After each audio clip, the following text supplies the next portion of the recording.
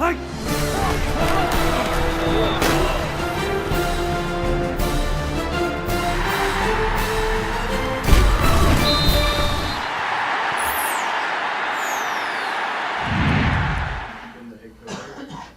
think it's the strongest it's been from top to bottom. Now, we went through a number of years, 3 years, where Texas and Oklahoma State and Texas Tech were all in the top 10, I think. 2 years or so they floated in the top 10, which was obviously very impressive. But when you look at what Bill mentioned earlier about the remaining games, you're not playing games where you feel like, okay, if we don't play good, we can win anyway. There's not any of those games. So from top to bottom, it's stronger than it ever has been. How difficult was it to keep Justin on the sidelines in the second half? It was extremely difficult to keep him, to make him aware that he couldn't play, to get him to the sideline, and then he settled down a little bit. But he's ultra competitive, and guys that really like to play football, and whether we'd like to admit it or not, some of those players that are really, really good, they're put together differently than normal people. They don't think the same way. You just look at the history of the game. There's very few of those really good players that are just normal like we are. So he's put together different than other people are.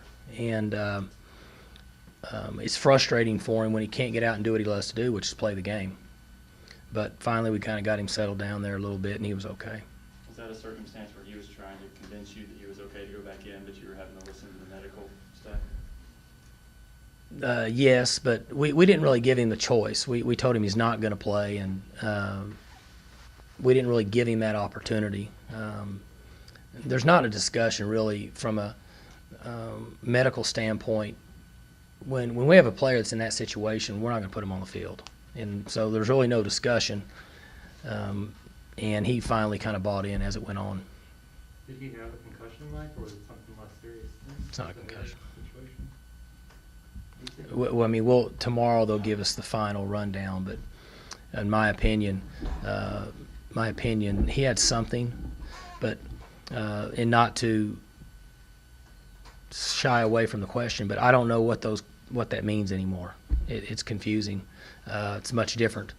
You know, back when I played, they didn't know what it was. They just put you back out there, and you were okay one way or the other, which I think is wrong because nobody knew what they were back then. So precautionary measures are taken now for all the right reasons. So apparently you can get your bell rung without it maybe qualifying as a goal. Because he definitely got a bell. I'm going to say yes, but you guys know now, I've made a C in biology, so I mean, I don't have an answer for that. They come and give me the long, drawn-out reasons, and I just say yay or nay and go on down the road with it. Mike, have you ever voted on the coaches poll? You have? Mm-hmm. A couple years. You know how that is with me. Years all run together. I was on that. I think I'm on it this year. I think maybe I'm not on it. I don't know.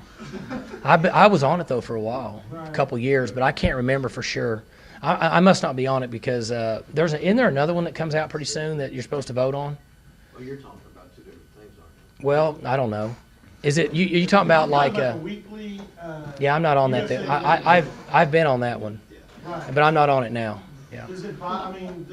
Obviously, if a coach is in the middle of this thing, that's part of the equation. Do you wish you were on it, or does it? I'm on something that's going to start here pretty soon that you have to vote on, and I actually do it. Like when I was on that USA Today one, I was the one that was doing it because I felt like I should have done it. Kevin was begging to do it, but I didn't want him to do it. I actually did the voting, but there's one coming up, and I don't know what it is, and it starts in the latter part of the season, and I have to vote on that, and because I got an email on it the other day. So it got thrown in. It didn't come much, so it got thrown in the junk mail deal. I had to go back and find it. Did you ever see moving Wilson on the defense full time, or do you need him on offense? He's over there full time now. He's a full time defensive guy and a spot guy on offense. So He had 37 plays. Yeah. Should have done it earlier. Poor coaching move on my part. Should have put him over there earlier because he factors in the game more. and he's very energetic, and he likes to play, and so he needs to be on the field. Who's he alternating with, both sides, or Excuse me? who's he alternating with over there? He's working at end with, you got Rachetti and Jamie, Ryan. He can play both sides. Yes. Rachetti got the interception the other day, and I think Jamie said afterward he was shocked because Rachetti has skillet hands. Bad hands. Is that a fair assessment? He has bad hands. Yeah. He does have bad hands. We do the fumble and the interception drill, the turnover circuit all through spring and preseason camp, and it's not good. It's not good at all.